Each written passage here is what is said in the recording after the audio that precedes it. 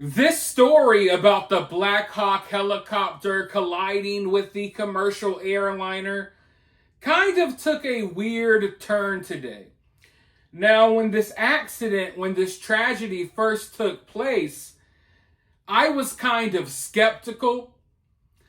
I kind of thought that there was something a tidbit weird about the entire situation.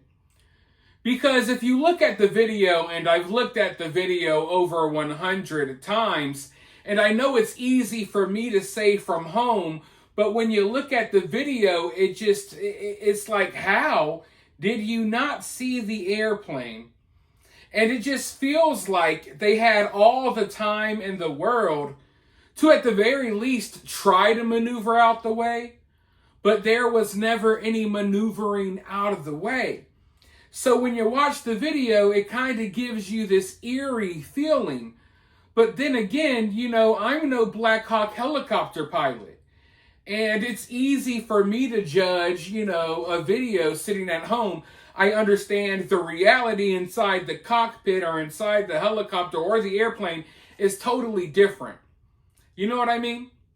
But also, when you look at the flight path of the helicopter, it looked like there were several close calls before they winded up hitting that plane. And the altitude, the helicopter was flying like 200 feet higher than it should have been. So there's a lot of weird details. Regardless of what anyone tells you, there are some weird details here that don't kind of add up. At the very least, whoever was flying this helicopter, they were breaking the rules. They were flying higher than they should have been. And like I said, I'm no expert, but it looked like the flight pattern was kind of erratic. With near misses near all of these airplanes. It was just weird. But I am fully willing to accept that this was a tragic accident. And I have accepted that. I know that not everything is a big conspiracy. I get it. I just saw the video, I looked at the flight patterns, and I felt like something was weird. But accidents happen. We're all humans. We all make mistakes. I'll make mistakes in this video. You'll make a mistake while you're watching this video. Maybe you made a mistake by clicking on this video. But if you feel like you're in the right place, go ahead and hit that thumbs up and drop a comment below. But anyways, I'm willing to accept that there's nothing odd or weird going on here, that this is just a tragic accident. But now the story has taken a kind of weird turn. Because, over the past couple of days, they've been identifying some of the victims. And very early on, they identified two of the people that were in the Black Hawk helicopter. You had Chief Warrant Officer Andrew Eves, and then you had the Staff Sergeant Ryan O'Hara. And like I said, these two individuals were identified pretty early on. But the question remained, hey, who was the third person inside of the Black Hawk? But for some reason, there was an obvious effort, okay? They're identifying all types of people. They already told us everyone else in the Black Hawk. There was an obvious effort to kind of not even acknowledge the third person that was in the Black Hawk. There was an effort to kind of, we're going to name these two people that were in the Black Hawk, and then we're going to kind of move on, right? We're going to just try to transition into talking about other things without acknowledging the elephant in the room, and that is that they have not named the third person in the Black Hawk helicopter. So, of course, a lot of theories were swirling around online. People were talking, people were speculating. That's what happens in situations like this, which is why I think it's important to go ahead, don't be secretive, go ahead and put the information out there. Because if you go ahead and put the true information out there, you kind of stop a lot of the speculation. You stop a lot of the theories from swirling online when you're just transparent. But it was clear that they did not want to be transparent about whoever this third person was inside the Black Hawk. Well, then it eventually came out that, hey, it's a woman. The third person is a woman.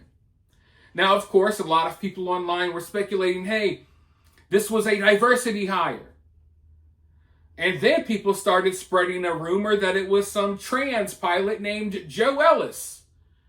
Now, I saw all of that stuff swirling online. I was paying attention.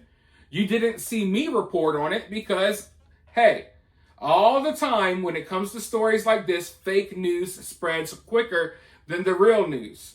So I saw this Joe Ellis person catching fire. It's trending on X. Everyone was talking about it. And I was very hesitant to report on it because, I hadn't seen any like real hardcore evidence that this was the person inside the helicopter. Now it turns out that Joe Ellis, whoever this person is, was not the third pilot or was not the third person in the Black Hawk. So the internet last night kind of was just blaming an innocent person for this situation. And there were all types of theories that, oh, this was on purpose and what have you, right? Well, now, a couple of hours ago, or about an hour ago at the time of this recording, I'm not sure when you'll be watching this, it's now been reported that the Army has refused. They have downright refused to release the name of the third person inside the Black Hawk. So as of right now, all we know is that this person is a woman. But then again, in the year 2025, what even is a woman anymore? I know what a woman is. You might know what a woman is. But it seems like a lot of the people even running this country doesn't know what a woman is. So, I use the term woman lightly. That's all we know is it's supposedly a woman. And the Army has now come out. I'll go ahead and read it for you. It's not long. Bear with me here. A U.S. military official says on Friday that at the request of the family, the Army is not going to release the name of the female member of the 3-person helicopter crew. So the Army has straight up refused to release the name. And from what the reports say, allegedly the family themselves have asked the Pentagon, they've asked the military not to release the name. Now, personally, I've never seen anything like this in my lifetime. Maybe some of you all have, but in my years on this planet, and give or take, the whole time I was alive, I wasn't paying attention to stuff like this, but you get what I'm saying. In my entire life, I've never seen something like this, where we have a tragedy that is an accident, right? It's an accident, yet they refuse to release the name of one of the victims. And it would kind of be one thing if they say, hey, we're not going to release the names of anyone on the Black Hawk. That would still be weird, but at least it would kind of like, okay, all right, I guess I get it. But it's like, no, we're going to identify every single victim except for one person. Now, I don't want to be insensitive because this is a very sensitive situation. I cannot put myself in the shoes of the family members who have made this decision, and I feel horrible for them and everyone else involved with this who lost someone they loved due to this tragic accident. But withholding the name of that one person, that is going to cause so many problems. It's going to make things so much worse. Now the theories are going to get even worse. The speculation is going to be tenfold. And I'm not just saying that other people are guilty of that. I'm guilty of that as well.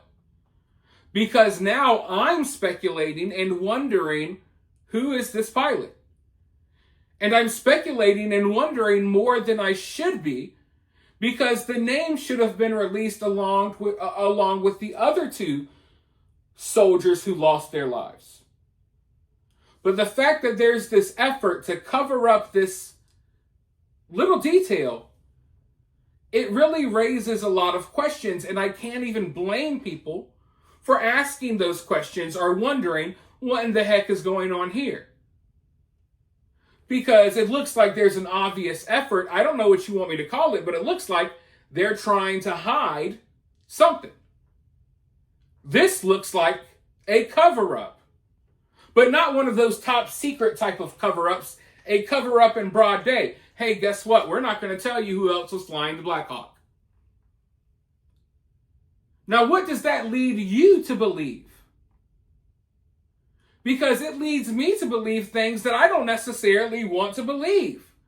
And everything could easily be cleared up. But now I'm wondering, okay, so who was this pilot? Did they have any business flying the helicopter? How many hours of experience did they have? Were they a DEI hire?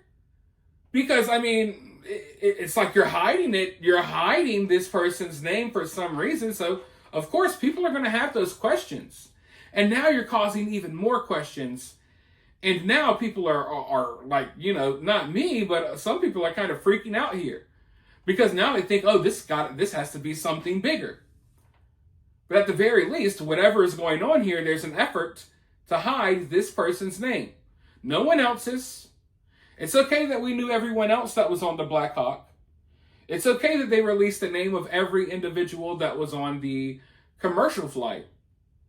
But there's just one thing sticking out like a sore thumb, besides the video that's kind of off, which people are already questioning the video. People are questioning why the helicopter was flying so high. But now the thing that's sticking out like a sore thumb is that y'all came out and straight up announced, hey, we refuse to release this name.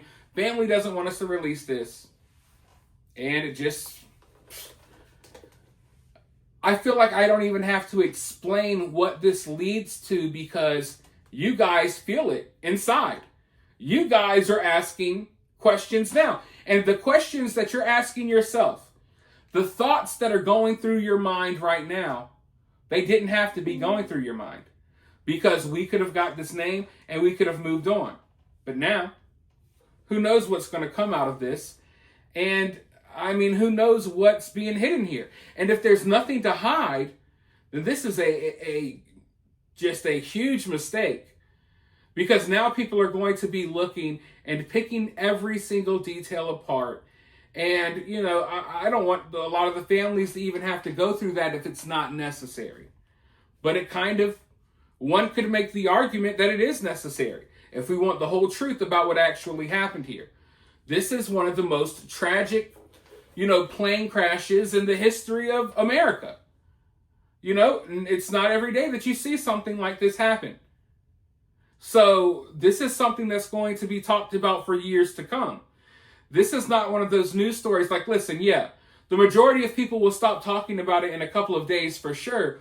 But history is going to look back on this plane crash when you look back on the history of, you know, tragic accidents that happen in the sky.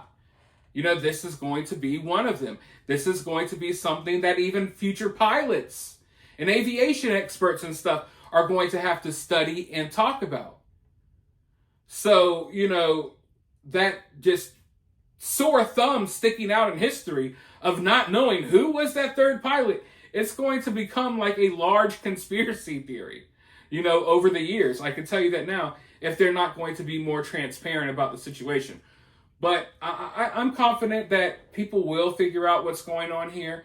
And, you know, like I said, you know, one could make the argument that they understand, hey, you know, the family doesn't want to identify this person because they don't want this person to be blamed and they're already going through enough. So I understand those arguments as well. And what I want to know, there's no right or wrong answer here. You guys know kind of where I stand on this now. I want to know where you stand.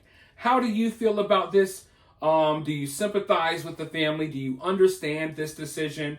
Do you think this is a bad decision, a good decision? Let me know your thoughts about all of this down in the comments below. But while you're down there, hit that thumbs up, hit that subscribe, ring that notification bell, and I'll talk to you all very soon in the next one.